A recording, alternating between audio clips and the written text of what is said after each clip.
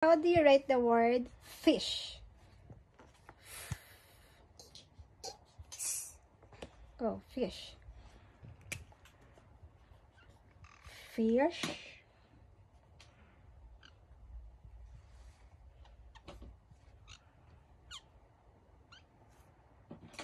Done. Very good. How do you spell the word ship? Sheep. Ship.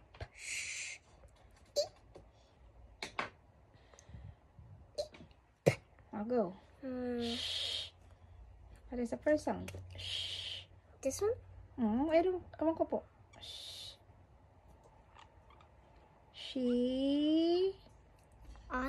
Sulat mo po, anak. Ship. Sheep.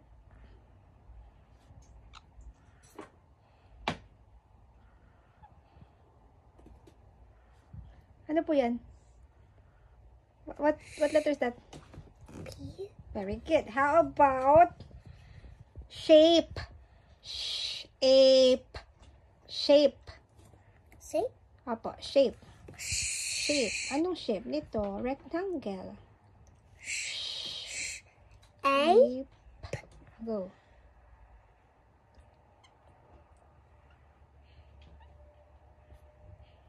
Ano yan? Anong sound yan? Long sound or short sound? Long sound. Long sound. Anong gagawin mo? Wow! What's that? Shape? What's this?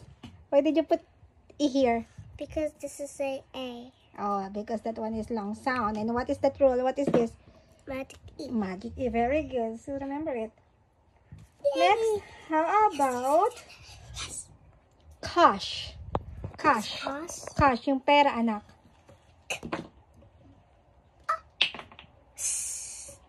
Ano kayang gagamitin natin? C or K? C. Why? Because there's a O.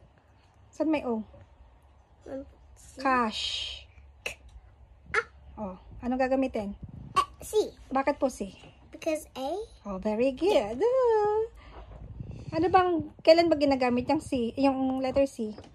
For A, O, U. Very good. How about K? For I and E. Galing. Tanda pa. For E. Cash. Go.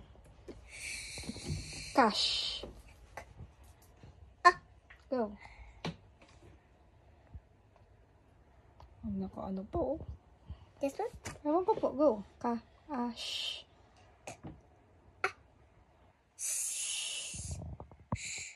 Cash. Masaya mo nga yan? Eat. Also for red, okay? Okay. Why? Mommy, I'm gonna wash my hands. Okay po. Go. Oh no. Go anak. Careful. S. Read it. Cash. Last one. Yes. Last one kasi 5 na yan. Next. We need it to be 6. 5 na yan. 4 pala yan. Sorry. How do you spell the word? 6. 5 lang anak. Oh. How do you spell the word? Teka, nag-iisip pa si mami. Shine. Tignan nga natin. Shine. What are the sounds that you hear? I.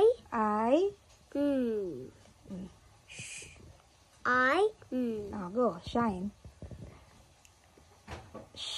Shine.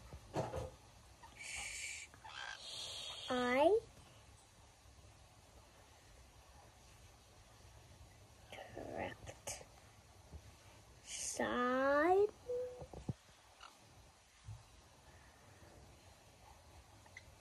Wow! Paano pag walang E?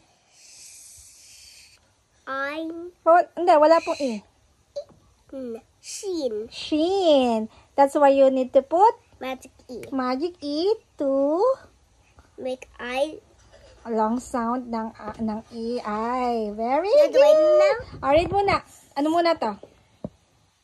Si Dwayne na po after. Cash. Cash. Yeah. Sheep. This one.